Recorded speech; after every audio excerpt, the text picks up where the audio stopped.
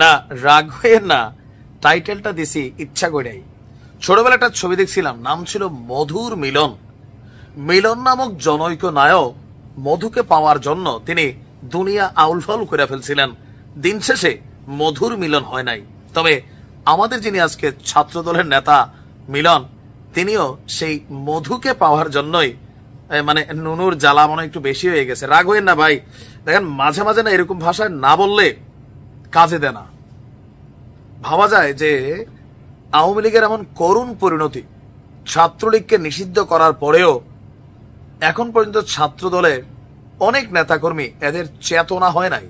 তবে চেতনা হবে জায়গা মতো। এবার দৃষ্টান্তমূলক শাস্তি নেওয়া উচিত হচ্ছে ছাত্র দলের কেন্দ্রীয় কমিটির পক্ষ থেকে।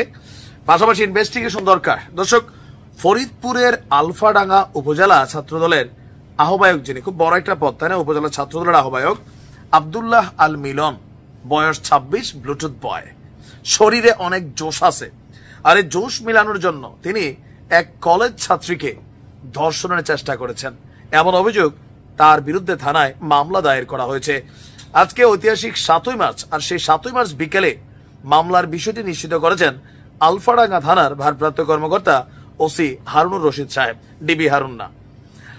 গতকাল বৃহস্পতিবার রাতে ভুক্তভোগী শিক্ষার্থী বাদী হয়ে ছাত্রদলের আহ্বায়ক মিলন সহ তার 2 সহযোগীকে আসামি করে থানায় মামলাটি দায়ের করেছেন। অভিযুক্ত আব্দুল্লাহ আল মামুন মিলন পৌর এলাকার কলেজ রোডের বাসিন্দা। ভুক্তভোগী ওই শিক্ষার্থীও পৌর এলাকার বাসিন্দা এবং আলফাডাঙ্গা সরকারি কলেজের দ্বাদশ শ্রেণীর শিক্ষার্থী।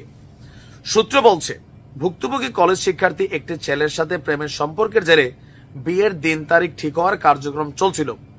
এই বিষয়টি নিয়ে অভিযুক্ত ছাত্রদলের আহ্বায়ক আব্দুল্লাহ আল মিলন ওই ছাত্রীকে বিভিন্নভাবে ভয়ভীতি দেখিয়ে বিয়েতে বাধা সৃষ্টি করে।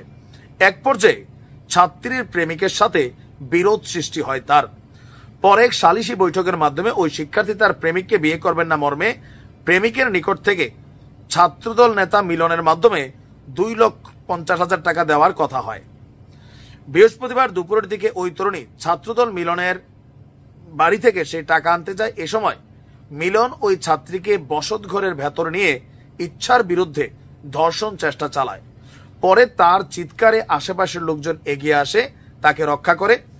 আর দিবাগত রাতে ওই শিক্ষার্থীর লিখিত অভিযোগের ভিত্তিতে উপজেলা ছাত্র দলের আহ্বায়ক আব্দুল্লাহ মিলন, তার 2 সহযোগী রবিউল এবং সোহেল শেখের নামে ধর্ষণ চেষ্টা মামলা করা হয়।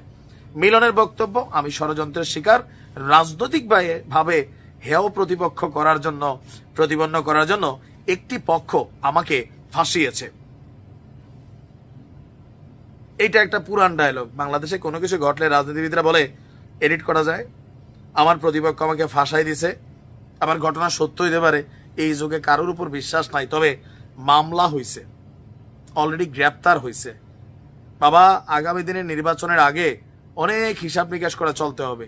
বিভিন্ন জায়গায় ছাত্রদল যেমন ভালো কাজও করছে, কিন্তু অতি উৎসাহী কিছু নেতা এলাকার মধ্যে আপে তাপে মামলা, এর বিরুদ্ধে হেরে দেখে নেওয়া, গণহারে অ্যাক্টিভিটিস, এগুলো কিন্তু করছেন। পরিণতি ভালো হবে না।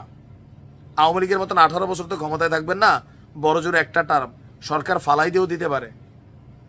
এখন থেকে পরিবর্তন হয়ে যান। ভালো থাকুন।